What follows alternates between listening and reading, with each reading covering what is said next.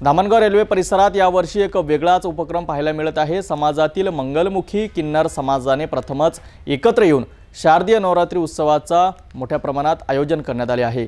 दत्तापूर येथील मंगलमुखी किन्नर नवदुर्गा मंडळात देवीचे भव्य दर्शन, धार्मिक कार्यक्रम आणि भक्तिभावाचे वातावरण अनुभवण्यासाठी परिसरातील नागरिक मोठ्या संख्येने येत आहेत। धामणगाव रेल्वेतील दत्तापूर परिसरात यावर्षी प्रथमच मंगलामुखी किन्नर नवदुर्गा मंडळाच्या वतीने शारदीय नवरात्री उत्सव साजरा होत आहे। किन्नर समाजातील सदस्यांनी एकत्र येऊन हा उपक्रम राबविला असून समाजातील प्रत्येक घटकाचा यात सहभाग आहे।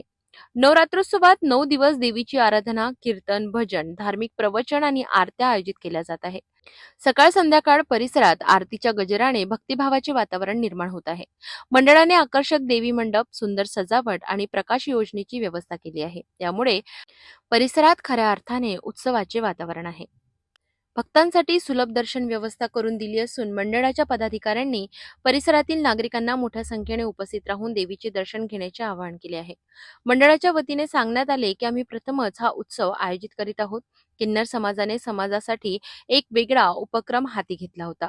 भक्तांनी दर्शनासाठी येऊन या उपक्रमाला प्रोत्साहन द्यावे हाच आमचा हेतू आहे। धामणगाव रेल्वे परिसरातील नागरिकांकडून या उपक्रमाला मोठा प्रतिसाद मिळत असून नवरात्रोत्सवाला भक्तिमय रंग चढत आहे। जय माता दी। हम मंगलामुखी देवी बिठाए हैं, राजी खुशी आप लोग सब आना है ना।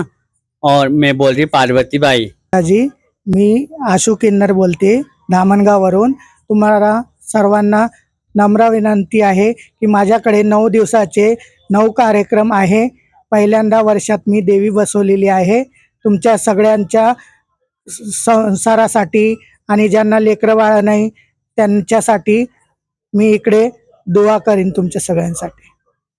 धामणगाव रेल्वे परिसरात पहिल्यांदाच किन्नर समाजाने आयोजित केलेला नवरात्री उत्सव सर्वांसाठी एक प्रेरणादायी उदाहरण ठरत आहे। समाजातील सर्व घटकांनी यात सहभागी होऊन नवरात्रीचे महत्त्व अधिक वाढविले आहे। आपणही या उत्सवात सहभागी होऊन देवीचे दर्शन घ्यावे असे आवाहन मंडळाच्या पदाधिकाऱ्यांनी केले आहे।